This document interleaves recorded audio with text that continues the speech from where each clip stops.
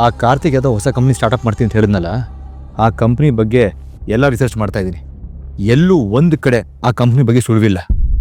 ಅವನು ಪಕ್ಕಾ ಫ್ರಾಡ್, ಬರೀ ಸುಳ್ಳು ಹೇಳ್ತಿದ್ದಾನೆ. ನನಗೆ ಅವನ ಫಸ್ಟ್ ಟೈಮ್ ನೋಡಿದಾಗಲೇ ಡೌಟ್ ಇತ್ತು, ಅವನೇನೋ ಮರೆ ಮಾಚ್ತಾ ಇದ್ದಾನೆ ಅಂತ.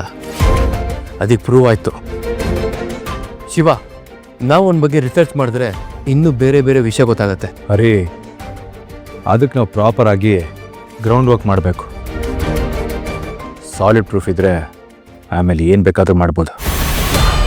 ಇವತ್ತು ನಮ್ಮ ಕಾಲೇಜಲ್ಲಿ ಆ ಕ್ಯಾಂಟೀನ್ ಕಾಂಟ್ರಾಕ್ಟ್ ಇದೆ. ನಮಗೆ ಆ ಕಾಂಟ್ರಾಕ್ಟ್ ಸಿಗುತ್ತೆ ಅಂತ 99.9% ಕಾನ್ಫಿಡೆನ್ಸ್ ಇದೆ.